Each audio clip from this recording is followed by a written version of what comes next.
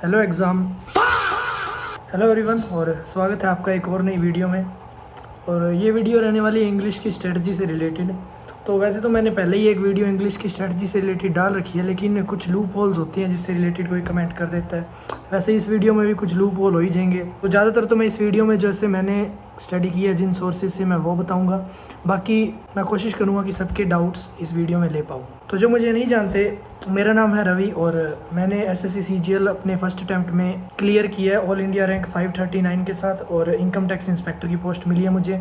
इसके अलावा सीएचएसएल का प्री और सीपीओ का प्री भी फर्स्ट अटैम्प्ट में किया है, जिनका मेंस मैं देके नहीं आया। और इसके अलावा मैंने ग्रेजुएशन में बीसीए की हुई है, मेरी 24 इयर्स एज है, और 10th में 91.2 और 12th में 91.4 मार्क्स हैं, और मैं इंग्लिश मीडियम का स्टूडेंट हूँ। और एक रिक्वेस्ट है कि इस वीडियो को ना आप कंप्लीट देखना, क्योंकि इस वीडियो मैंने ऐसी ऐसी चीज़ें बताई हैं ना जो कभी किसी ने शायद नहीं बताई होंगी यूट्यूब पे, तो मेरी वीडियो के अलावा।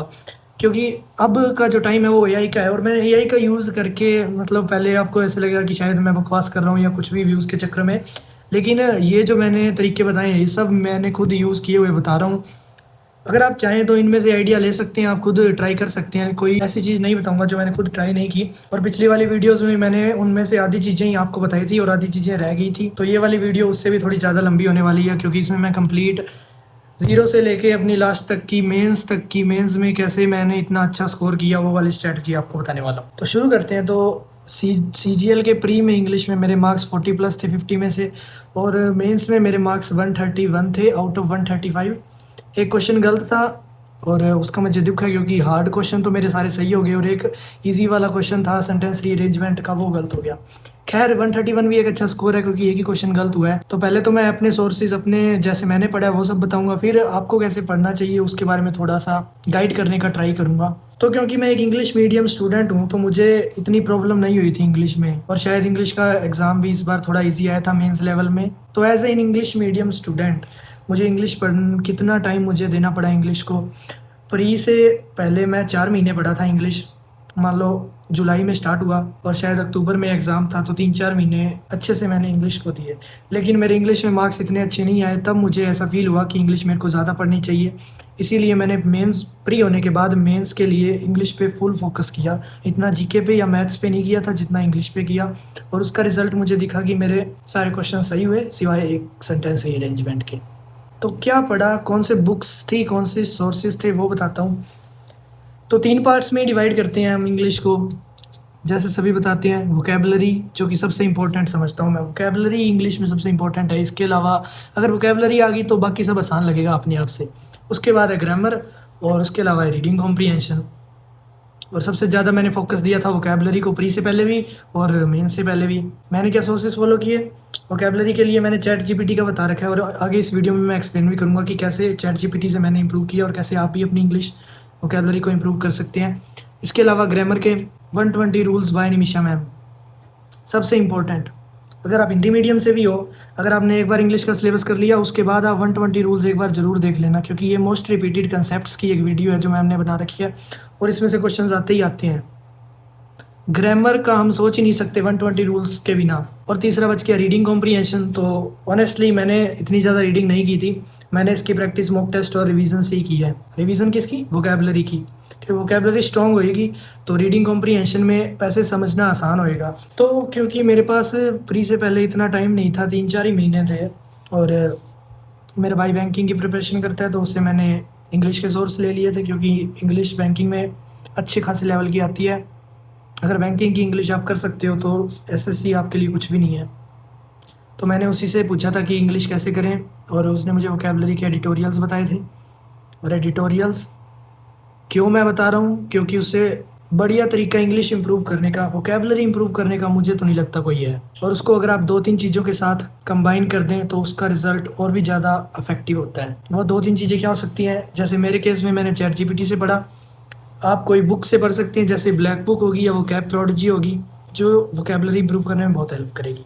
ठीक है, तो एडिटोरियल्स में कैसे लगाता था, शुरू के 1 महीने जब मैंने एडिटोरियल स्टार्ट किए थे, 1 महीने के लिए मैंने एक नोटबुक ली थी, उसमें मैं नोट करता था, क्योंकि एडिटोरियल की क्लास स्टार्ट होती है तो सबसे पहले वर्ड मीनिंग्स ही कराते हैं। और अब तो मैडम ने एडिटोरियल और भी ज़्यादा अच्छे तरीके से समझाना स्टार्ट कर दिया, मतलब वोकेबलरी पहले वोकेबलरी के 10 वर्ड मीनिंग्स कराते हैं, और ऐसे नहीं कि ओनली वर्ड और उसके मीनिंग या हिंदी में बता दिया, एग्जांपल दे दिया। वो बताते हैं सबसे पहले एक वर्ड, फिर उसका पार्ट ऑफ स्पीच क्या है, जैसे वर्ब है या एडजेक्टिव है वगैरह वगैरह। फिर उसके बाद उसकी प्रोनाउंसिएशन क्या है, उसके बाद उसका हिंदी में मीनिंग, 3-4 उसके एंटोनियम्स, 3-4 उसके साइनोनियम्स, एक उसका एग्जाम्पल। ये सब चीज़ें तो स्लाइड में बनी बनाई मैडम लेके आती हैं। उनके बाद जो सबसे इफ़ेक्टिव काम है, मैम ना एक वर्ड के सारे साइनोनियम्स या एंटोनियम्स खुद राइट करती हैं बोर्ड पे, साथ में बोलते हैं। तो यही है सबसे बेस्ट तरीका जिसमें से मतलब जिससे याद होता है वर्ड्स को, क्योंकि मैम बोलते हैं वो अपने आप अपने माइंड में जाता है। अब जैसे पहले कुछ दिनों में मैंने एडिटोरियल्स लगाए थे तो मुझे कुछ भी नहीं समझ आया था, क्योंकि सभी वर्ड्स मेरे लिए नए थे। हालांकि मैं इंग्लिश मीडियम से हूँ, मेरी इंग्लिश मतलब ठीक ठाक थी, फिर भी इतने अच्छे अच्छे वर्ड्स, इतने नए नए वर्ड्स सीखने में मुझे मज़ा आ रहा था। मतलब इतने वर्ड जो मैंने सुने ही नहीं थे। मतलब इंस्टाग्राम वगैरह हम पोस्ट देखते हैं तो वहाँ पे बहुत सारे ऐसे पेजेस होते हैं जो हाई लेवल की इंग्लिश में पोस्ट करते हैं, तो उन वर्ड्स से हम तब एडिटोरियल्स में फेमिलियर हो रहा था मैं। और इसी को यूज़ मैंने चैट जीपीटी में किया। चैट जीपीटी में मैं गया, जैसे मैडम पढ़ाती है ना, जैसे मैडम की स्लाइड बनी हुई आती है उसी तरह मैंने प्रॉम्प्ट बनाया कि पहले वर्ड लिखना, फिर उसके बाद उसका मीनिंग लिखना, नीचे उसका पार्ट ऑफ स्पीच, प्रोनाउंसिएशन, फिर उसके बाद उसके 5 साइनोनियम्स और 5 एंटोनियम्स। अभी मैं आपको स्क्रीन शेयर करके दिखाता हूँ कि आप ये कैसे कर सकते हैं। तो ये आ गई है चैट जीपीटी स्क्रीन, और पहले वाली मेरी चैट जिसमें मैंने 1000+ वर्ड किए थे वो तो मेरी हिस्ट्री क्लियर हो गई है, क्योंकि मैंने नया अकाउंट बनाया है प्रीमियम लेने के लिए। तो इसलिए मैंने ये नई इसमें कमांड जो नीचे माइक वाला ऑप्शन है उससे बोल के नई कमांड इसको दी थी, और जैसे इसमें दिखा रहा है ऐसे वर्ड्स इसने मुझे बना के दिए थे। मेटिकुलस आ गया जैसे, और मैंने बोला ऐसे करके मतलब 10 वर्ड्स हो गए। इस तरह से मैंने इसको कमांड दी और इसने सेशन बना दिए, ठीक है। और पहले बार मैंने कैसे किया था कि मैंने सेशंस से रीडिंग कर ली थी, उसके बाद मैंने 4-5 सेशन हो जाते तो संडे वाले दिन या किसी एक दिन मैं रिवीजन के लिए रखता, तो मैं इसमें कहता। और रिवीजन में बिल्कुल भी टाइम नहीं लगता। रिवीजन में मैंने बस इसको यही कहना होता है कि आस्क इन एमसीक्यू फॉर्मेट, जितने भी हमने सेशंस किए हैं उनके क्वेश्चंस बनाओ एमसीक्यू फॉर्मेट में, और मैच द कॉलम्स फॉर्मेट में, fill in the blanks with option वाले फॉर्मेट में। ऐसे 3-4 टाइप के क्वेश्चंस, मतलब क्योंकि मैंने वर्ड पावर मेड इजी वाली बुक भी पढ़ी हुई थी और एडिटोरियल्स भी मैं लगा रहा था, तो उन दोनों को मिक्सचर मैं इस चैट जीपीटी से करता था और ये कह देता था। तो ये वाली कमांड देने के बाद उस टाइप के एक्सरसाइज में इससे पूछता, जैसे मतलब बनाने के लिए कहता जो मुझे वर्ड पावर मेड इजी वाली बुक में थे। तो उसके ये क्वेश्चन बनाता है, जैसे ये है वेरी केयरफुल अबाउट, ये मेटिकुलस आ गया इसका आंसर, टेम्परेरी और शॉर्ट लिव्ड, ट्रांजिएंट हो गया। ऐसे मतलब ABCD करके मैं इसमें आंसर लिख देता था और लास्ट में वो दे देता जवाब, और वो एनालाइज करके मुझे बता देते मेरी मिस्टेक्स वगैरह। इस तरह से मैंने मतलब वर्ड्स पढ़े, और उनकी PDFs मतलब शॉर्ट रिवीजन के लिए मैंने एक कमांड ये भी दी थी कि ये जितने भी वर्ड्स जितने भी सेशंस हुए हैं उनकी 1 लाइनर फॉर्म में मुझे एक PDF बना के दो जिसमें वर्ड और उसका मीनिंग हो, ताकि मैं उसे क्विक रिवीजन कर सकूं। तो मतलब मेरे कंप्लीट PDF बन गई, और उसमें 1 लाइनर फॉर्म में सारे MCQ नहीं, सारे वर्ड्स, सारे OWS और EDMs ऐसे अलग अलग करके 1 लाइनर फॉर्म में आ गए थे। तो वो वाली PDF होएगी तो मैं वो भी आपके साथ शेयर कर दूंगा। और ये बहुत हेल्पफुल ऐसे भी होता था कि इससे मैंने वर्ड पढ़े, वो मैं एडिटोरियल में मैम से सुनता तो वो मेरी डबल रिवीजन हो जाती, या एडिटोरियल में मैंने नए वर्ड सुने वो मुझे चैट जीपीटी दोबारा रिपीट करके बता देता, तो उस तरह डबल रिवीजन हो जाती, वो मेरे को नए वर्ड लगते। इस तरह से मैं चैट जीपीटी का यूज़ करता था वर्ड मीनिंग और वोकेबलरी को इम्प्रूव करने में, क्योंकि बहुत हेल्पफुल तरीका, मुझे तो बहुत हेल्पफुल लगा क्योंकि मेरी वोकेबलरी इससे बड़ी है। आप इसे ट्राई कर सकते हैं। तो अगर बात करें बुक्स की, तो असल में मैंने किसी भी बुक से नहीं पढ़ा, मैंने कोई बुक नहीं खरीदी इंग्लिश की।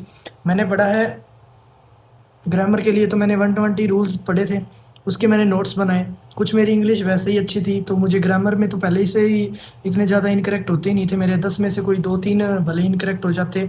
फिर मैंने 120 रूल्स पढ़े तो मेरी और भी स्ट्रॉन्ग होगी, और मैंने उनके नोट्स बनाए थे। प्रैक्टिस जो है मैं ओनली मॉक टेस्ट से करता था, प्रैक्टिस के लिए मैंने कोई बुक नहीं खरीदी थी। ऑनलाइन PDFs वैसे मिल जाती हैं, अगर आपको बुक लेनी है तो आप बुक खरीद सकते हो, कोई वो नहीं है। जैसे वोकेबलरी के लिए ब्लैक बुक सभी वो करते हैं, सजेस्ट करते हैं कि ब्लैक बुक अच्छी है। मैंने ब्लैक बुक की PDF देखी थी ऑनलाइन, और उससे मैंने जो 200 इम्पोर्टेंट ऐसे कुछ आते हैं, या 100 important OWS, 100 important antonym synonym ऐसे कुछ आते हैं, तो मैंने वो वाले PDF से पढ़े थे। और ग्रामर के लिए एक वो नीतू मैम की वॉल्यूम 1 आती है, उसकी मैंने पीडीएफ एक बार देखी थी खोल के, लेकिन उसमें मुझे ऐसे कुछ ज़्यादा समझ सा नहीं आया। मतलब बुक ऐसे लग रहा था बहुत बड़ी है और पढ़ने में बहुत ज़्यादा टाइम जाएगा, तो मैंने उसकी पीडीएफ थोड़ी बहुत पढ़ी, फिर कुछ समझ सा नहीं आया, फिर मैंने वो काट दी। वो 120 रूल्स मैम ने बनाए हैं ना, वो ऐसे नहीं बनाए, वो सिर्फ पीवाईक्यूज, मतलब जितने भी पीवाईक्यूज आप देखोगे 120 रूल्स के अंदर अंदर सारे वो कवर हो जाएंगे। कोई भी ऐसी नई चीज़ नहीं है जो 120 रूल्स में ना हो। और मैंने वो वाली वीडियो कम से कम 2-3 बार तो कंप्लीट देखी है। उसके अलावा उसके नोट्स मैंने कम से कम 5 से 7 बार पढ़े हैं, अपने खुद हैंड रिटन नोट्स। जो भी मैम कराते थे, नोट कैसे बनाता था मैं उसके, जो भी मैम कराते थे रूल नंबर 1 ऐसे लिखा, फिर उसके बाद उस रूल का क्या टॉपिक है मैं उसका एक स्क्रीनशॉट दिखा देता, मतलब वो दिखा दूंगा आपको, जैसे मैंने नोट्स बनाए हैं वो टॉपिक, फिर उसके बाद उसके एग्जांपल और क्या क्या वो रूल कहता है ऐसे करके। ठीक है, तो इस तरह मैं नोट्स बनाता था, ऐसे ही करके मैंने 120 रूल के कंप्लीट नोट्स बनाए। और क्योंकि अगर आप हाथ से नोट्स बनाओगे तो वो आराम से आप रिवाइज कर सकते हो। और इसके अलावा अगर आप चाहो तो ब्लैक बुक ले सकते हो, ब्लैक बुक सभी रिकमेंड करते हैं और काफ़ी अच्छी बुक है वोकेबलरी के लिए। और उसे पढ़ना कैसे है वो आप यूट्यूब पे बहुत सारी वीडियोस आती हैं कि how to cover black book, कि पहले ये पढ़ो ऐसे करके वीडियोस आती हैं, आप वो देख सकते हो। क्योंकि वोकेबलरी बहुत स्ट्रांग होनी चाहिए अगर इन सीजीएल में अगर आपको स्कोर करना है अच्छा, क्योंकि इंग्लिश मेंस में सबसे ज़्यादा स्कोरिंग सब्जेक्ट है। ये तो हमने उनके लिए बात की जिन्हें ठीक ठाक नॉलेज है इंग्लिश की। अब हिंदी मीडियम वालों के लिए या फिर जिन्हें इंग्लिश बिल्कुल भी नहीं आती या बहुत मिनिमल नॉलेज है इंग्लिश के बारे में, उनकी बात करते हैं। तो सबसे पहले तो वो ग्रामर कंप्लीट कर सकते हैं। और ग्रामर का किस टीचर से कंप्लीट करें, देखो निमिषा मैम तो जो है वो बैंकिंग की इंग्लिश कराते हैं, तो उनका इंग्लिश का लेवल बहुत अच्छा होता है। मतलब अगर आप इंग्लिश मीडियम से हैं तो ही मैं रिकमेंड करूँगा कि आप निमिषा मैम से पढ़ें। अगर आप इंग्लिश मीडियम से नहीं हैं तो आप उनसे पढ़ के देखेंगे तो आपको ऐसा हो सकता है कि उनकी वीडियो समझने में आपको थोड़ा टाइम ज़्यादा लग जाए। बाकी ये नहीं है कि काम ही नहीं आएंगी। एडिटोरियल्स तो सभी को लगाने चाहिए, जो सुबह सुबह मैडम डेली एक क्लास एडिटोरियल की लाइव आते हैं वो सबको लगाने चाहिए, भले वो हिंदी मीडियम है या इंग्लिश मीडियम है। एडिटोरियल्स में वो कंप्लीट वोकेबलरी याद कर सकते हैं। अगर 3-4 महीने अगर एडिटोरियल्स अच्छे से लगा लिए तो कंप्लीट वोकेबलरी कैसे, OWS, एंटोनियम साइनोनियम या इडियम्स या फ्रेजेस और भी आते हैं इंग्लिश में। और रीडिंग कॉम्प्रीहेंशन भी इम्प्रूव करते हैं, क्योंकि मैडम वहाँ पे स्किमिंग करना सिखाती है। स्किमिंग क्या होता है कि रीडिंग कॉम्प्रीहेंशन का एक पैसेज है, अब जैसे वो पैसेज अब नॉर्मल बंदा 5 मिनट में या 10 मिनट में रीड करेगा, 5-7 मिनट उसको नॉर्मल लगेंगी, तो उसको कम से कम टाइम में कैसे रीड कर सकते हैं, जैसे 1 से 2 मिनट के अंदर अंदर उस पूरे पैसेज का मेन मीनिंग। उसके अलावा एक रीडिंग कॉम्प्रीहेंशन मैम एक्स्ट्रा कराते हैं, एक स्टोरी और आर्टिकल ऐसे कुछ कराते हैं, तो वो बहुत अच्छी चीज़ है। एडिटोरियल्स तो सबको लगाने हैं, चाहे वो इंग्लिश मीडियम हो या हिंदी मीडियम। और ग्रामर के लिए जो ग्रामर का कह रहे हैं कि उन्हें बेसिक से ग्रामर पढ़नी है, तो मैंने बहुत सारे बच्चों से यही सुना है कि रानी मैम और अमन सर जो हैं उनसे आप पढ़ सकते हैं अगर आप हिंदी मीडियम से हैं। एक रानी मैम का यूट्यूब पे ही फ्री प्लेलिस्ट है, मैं डाल देता हूँ यहाँ पे, 0 to एडवांस मतलब ग्रामर की ये प्लेलिस्ट है, ये वाली आप चेक कर सकते हैं। उसके अलावा अगर ग्रामर का किसी को प्रैक्टिस के लिए चैनल चाहिए तो QENG ये वाला चैनल जो है, ये एक एक वर्ड को तोड़ तोड़ के पूरे सेंटेंस में इनसे, मतलब अगर आप एरर डिटेक्शन करना चाहते हो या ग्रामर के बेसिक टॉपिक्स की आप प्रैक्टिस करना चाहते हो तो इस चैनल पे बहुत अच्छी फ्री वीडियोस डली हुई हैं, आप इनसे कर सकते हो। क्योंकि मैंने ये वाले मेंस में इनके चैनल की एक डेली वीडियो ग्रामर के लिए देखता था, एरर डिटेक्शन में। और ग्रामर के कुछ ऐसे टॉपिक्स जो ज़्यादातर छूट जाते हैं ना, वो इनसे मैंने प्रैक्टिस के दौरान अच्छे से पढ़े हैं। लेकिन ये भी इंग्लिश मीडियम वालों के लिए ही चैनल बढ़िया रहेगा, जो इंग्लिश मीडियम से पढ़े हैं उनको ये चैनल जल्दी समझ आएगी। हिंदी मीडियम वालों को थोड़े देर से आएगी, क्योंकि ये भी हाई लेवल इंग्लिश में बात करते हैं, मतलब टफ लेवल के क्वेश्चन ये पूछते हैं, तो बिगिनर्स को शायद प्रॉब्लम आ सकती है इसमें। तो बुक्स का मैंने बता दिया, टीचर्स का भी बता दिया कि कौन से टीचर से आप पढ़ सकते हैं। और तीसरा मैंने बता दिया चैट जीपीटी का वर्ड याद, मतलब नए वर्ड सीखने में कैसे कर सकते हैं।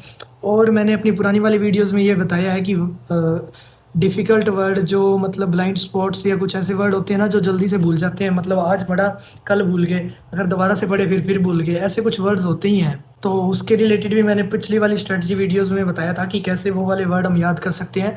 आप वो भी चेकआउट कर सकते हैं, पुरानी वाली ये वाली जो वीडियो है मैंने इसमें बता रखा है कि चैट जीपीटी से हम पुराने अपने ब्लाइंड स्पॉट्स पे कैसे काम कर सकते हैं, अपने जो वर्ड्स भूल जाते हैं हम बार बार उन पे कैसे ध्यान दे सकते हैं। और अगर अब रीडिंग कॉम्प्रीहेंशन की बात करें तो न्यूज़पेपर रीडिंग आप कर सकते हो, इफेक्टिव तो होता है, लेकिन मैं बताऊं अपनी, तो मैंने तो न्यूज़पेपर रीडिंग नहीं की।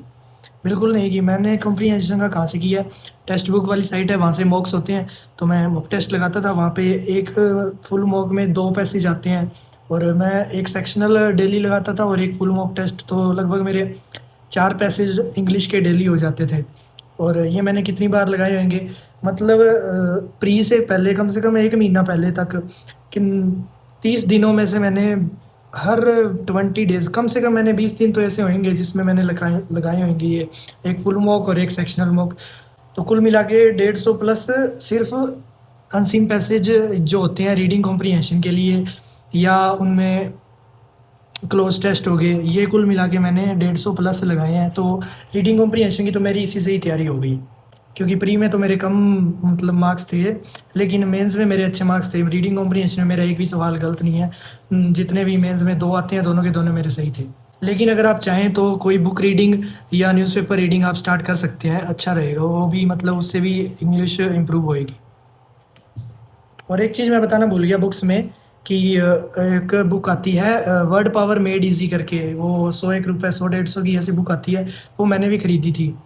और वो सबसे पहली बुक थी वोकैबुलरी में जो मैंने पढ़ना स्टार्ट किया, मतलब एडिटोरियल से भी पहले मैंने ये वाली बुक पढ़ी थी। इससे मेरे कुछ बेसिक इंग्लिश के हार्ड वर्ड्स होते हैं, कुछ टफ वर्ड्स, वो मैंने इस बुक से याद किए। मतलब ये मोस्ट रिपीटेड वाले में ही आते हैं, और मतलब ये या होने ही चाहिए वर्ड की, जो वर्ड पावर मेड इजी इस वाली बुक में जो वर्ड्स हैं, वो एक बंदा अगर कॉम्पिटिटिव एग्ज़ाम की तैयारी कर रहा है तो इन इसमें जो वर्ड्स हैं पहले पहले के जो सेशंस हैं, शायद 30 सेशंस होंगे इसमें टोटल, 30 नहीं ज़्यादा ही हैं। तो इन सेशंस में जो वर्ड्स हैं वो तो हर एक बंदे को आने ही आने चाहिए। और ये वाली बुक पढ़ने में मुझे ज़्यादा टाइम नहीं लगा, 1 महीने के अंदर अंदर मतलब इम्पोर्टेंट वाले तो मैंने सेशंस कवर कर लिए थे। उसके बाद इसकी भी रिवीजन के लिए मैंने गूगल पे सर्च किया था कि notes of book word power made easy, तो उसमें एक आ गई थी PDF टाइप, तो जिसमें लिखे हुए थे वर्ड्स 1 लाइनर फॉर्म में, और उनके साइड में उनके रूट वर्ड्स। तो रूट वर्ड्स से याद करना भी बहुत हेल्पफुल होता है। तो उन नोट्स वाली PDF से मैं गो थ्रू किया कम से कम 4-5 बार वो वाली बुक पढ़ने के बाद। तो ये वाली मैं पिछले वीडियो में बताना भूल गया था वर्ड पावर मेड इजी इस बुक के बारे में, तो मैंने इस वीडियो में बताया। तो ये बुक बहुत हेल्पफुल है, मतलब इंग्लिश की वोकैबुलरी बिगिनर्स अगर सीखना चाहते हैं ना, तो ये बुक बहुत बढ़िया है। इसमें कुछ ऐसे वर्ड्स होंगे जो फिर एडिटोरियल में अपने आप फेमिलियर हो जाएंगे, और अपने आप उनका मीनिंग अपने को याद रहने लग जाएगा। इसके अलावा बच जाते हैं स्पेलिंग्स वाले क्वेश्चन, कि करेक्ट स्पेलिंग चूज़ करो या इनकरेक्ट स्पेलिंग चूज़ करो इन ऑप्शंस में से। तो वो वाले क्वेश्चन भी बहुत ज़्यादा कन्फ्यूजिंग होते हैं, और उसमें बहुत सारे बच्चों के मार्क्स कट जाते हैं, मेरे भी बहुत कटते थे। लेकिन उसका मैंने जो तरीका निकाला वो तो यही है कि जो वर्ड्स हैं PYQs में आए हुए हैं उनको बार बार लिख के देखो। मतलब मैंने वर्ड्स पहले तो मैं मॉक टेस्ट लगाता था ना, था उसमें वर्ड्स आ जाते थे स्पेलिंग वाले, तो मैं साथ के साथ उन्हें एक पेज पे नोट कर लेता था, भले ही वो मेरा सही हो क्वेश्चन भले ही गलत हो। क्योंकि ज़्यादातर तो यही होता है कि जो वर्ड्स मॉक टेस्ट में आते हैं वही बाद में दूसरे एग्ज़ाम्स में भी वही रिपीट होते हैं, या मॉक टेस्ट के सॉल्यूशन में नीचे और वर्ड्स दिए होते हैं, वो वाले वर्ड्स लिख लिख के ट्राई करना। और ज़्यादातर तो ये स्पेलिंग वाले क्वेश्चन एक वक्त पे देख के समझ आ जाते हैं, लेकिन बार बार घूरते रहते हैं तब वो भूल जाते हैं उनके मीनिंग, और मतलब सही वर्ड भी गलत लगने लग जाता है, ऐसा होता है, तो उस चक्कर में वो गलत हो जाता है। तो इसके लिए तो बस यही है कि बार बार जो वर्ड्स स्पेलिंग्स वाले हैं उनकी मैं मतलब PDF थी मेरे पास, मोस्ट रिपीटेड इनकरेक्ट या स्पेलिंग वाले वो वाले वर्ड्स की एक PDF थी, उसमें थे कुछ वर्ड्स, तो मैंने वो वाले वर्ड्स बार बार पढ़े थे और उन्हें बार बार खुद से लिखा था एक पेज पे, तो उसकी वजह से थोड़ा बहुत वो इम्प्रूव हुए हैं। और ईडियम्स के बारे में बात करें तो ईडियम्स अगर ChatGPT से आप बहुत अच्छी तरह सीख सकते हो। उसके अलावा मेरे पास तो PDF थी, तीन PDFs थी शायद ईडियम्स वाली। एक तो रैंकर्स गुरुकुल चैनल की थी, एक पंडित्स की थी, और भी थी एक दो और थी। तो मतलब उन PDFs में सिर्फ वो थे कि most important 100, most important 200 idioms, ऐसे ही एंटोनियम साइनोनियम की भी थी और 1 वर्ड की भी थी। तो उन PDFs का मैंने बहुत यूज़ किया, और उनका यूज़ मैंने जेमिनी से किया था, और वो मैं आपको दिखाता हूँ मैंने कैसे किया, क्योंकि वो वाली चैट्स तो मेरी सारी पड़ी हैं जेमिनी में, मैं कैसे इन PDFs का यूज़ करता था, और वो एंड सेम टू सेम आपको बताऊँगा। तो अब हम आ गए जेमिनी की स्क्रीन पे। तो जब मैंने जेमिनी खोला तो मैंने एक चैट पिन कर रखी थी ग्रामर टीचर के नाम से, और ये भी मैं आपको बताना भूल गया। ग्रामर टीचर की चैट क्या है कि इसमें ना मैंने सबसे पहले जेमिनी की एक नई चैट क्रिएट की। उसमें मैंने कहा कि तुम मुझे अपने ग्रामर की टीचर बन के मेरे सवालों का जवाब देना, क्योंकि मेरे पास कभी कभी ऐसे क्वेश्चन आते थे कि मैं वो किसी से पूछना चाहता था इंग्लिश से रिलेटेड, तो मैंने सोचा कि टीचर तो मेरे पास है नहीं, तो चैट जीपीटी से पूछें और इसके लिए एक स्पेशल चैट ही क्रिएट कर दूँ कि जब भी मुझे ग्रामर का कोई क्वेश्चन पूछना होएगा मैं इससे पूछ लूँगा। तो जैसे ये वाली चैट है, तो इसकी मैं स्टार्टिंग तो बहुत पीछे होएगी क्योंकि मैंने इससे बहुत सारे क्वेश्चन पूछे हैं, तो वहाँ तक तो मैं लेके नहीं जा पाऊँगा। लेकिन फिर भी मैं आपको दिखाता हूँ, जैसे ये वाली चैट है, soldiers are trained never to fight cowardly. मैंने इससे ये पूछा था कि ये सेंटेंस मुझे बताओ कि ये गलत है या सही है। 1 मिनट। वैसे इसमें बहुत सारे और सवाल भी हैं। तो इसमें इसका जवाब क्या है, हेलो स्टूडेंट्स। मतलब मैंने इसको ऐसे ट्रेन किया था कि मुझे इस तरह से समझाना, ये पॉइंट बताना और लास्ट में एक ट्रिक या अपने टीचर्स वाला रिमार्क देना, ताकि मैं वो वर्ड मतलब तुमने को एक्सप्लेन किया है वो मैं भूलूँ नहीं। क्योंकि हर बार मतलब जब भी मैं पढ़ने बैठा था ना, तो मेरे पास ऐसे कोई प्रॉब्लम होती थी कि काश मेरे पास कोई ऐसा होता जिससे मैं ये पूछ लेता कि इसका मीनिंग क्या है, या ये वाले सेंटेंस में ये सही रहेगा या नहीं। जैसे अब मैंने इससे पूछ रखा है ना, soldiers are trained never to fight cowardly. अब मैंने इससे ये पूछा था कि ये सेंटेंस गलत है या सही, तो इसने मुझे बताया कि ये सेंटेंस गलत है। वैसे अच्छी तरह जैसे एक टीचर एक्सप्लेन करता है, वैसे इसने मुझे एक्सप्लेन किया कि नेवर टू फाइट कॉवर्डली, ये कॉवर्डली नहीं आएगा यहाँ पे।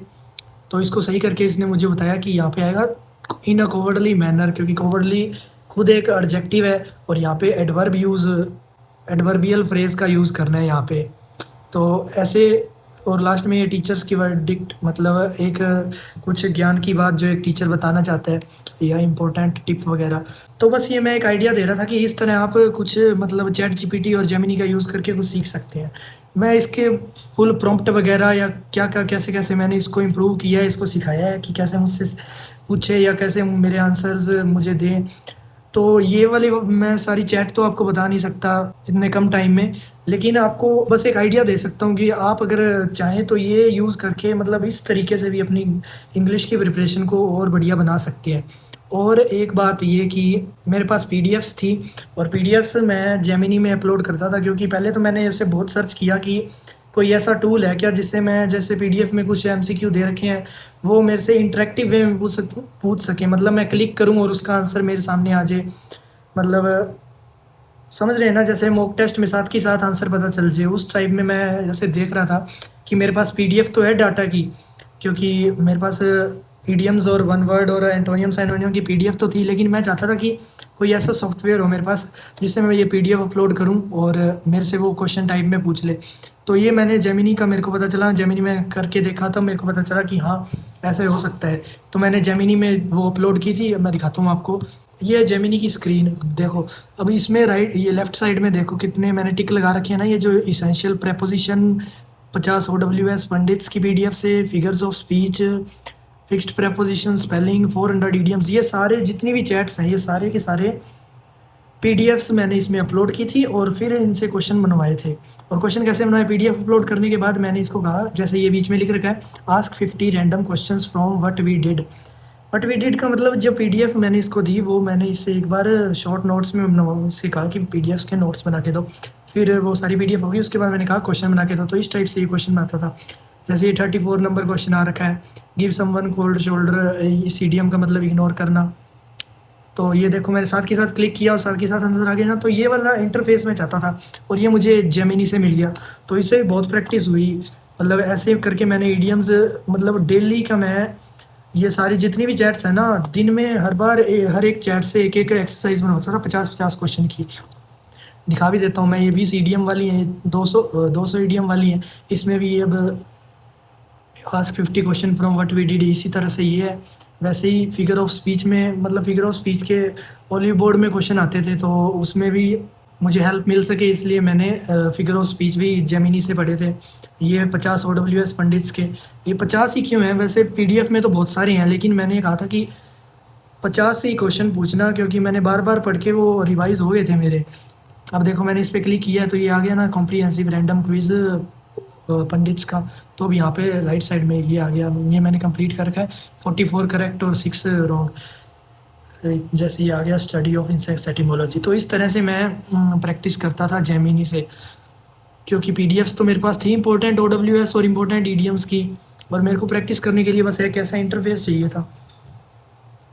तो इस तरह से आप भी अगर चाहें तो ये वाला तरीका अपना सकते हैं, क्योंकि ये मैंने किसी से भी नहीं पढ़ा अभी तक। तो इस तरह मैंने जेमिनी का यूज़ किया, और पीडीएफ्स अगर जो मेरे पास थी उनका यूज़ करके और जेमिनी को कंबाइन करके एक तरीका निकाला प्रैक्टिस करने का और वर्ड याद करने का, क्योंकि बार बार पढ़ते रहते हैं तो कभी कभी ऐसा हो जाता है कि वो वाला वर्ड हमें मतलब पढ़ने में इतना याद नहीं होता जितना हम उसे प्रैक्टिस में या क्वेश्चन टाइप में करते हैं तो उस तरह याद होता है। तो इसी तरह ये वर्ड चैट जीपीटी और जेमिनी का मैंने यूज़ करके आपको बता दिया कि किस तरह से आप अपनी वोकेबलरी और इंग्लिश को इम्प्रूव कर सकते हैं।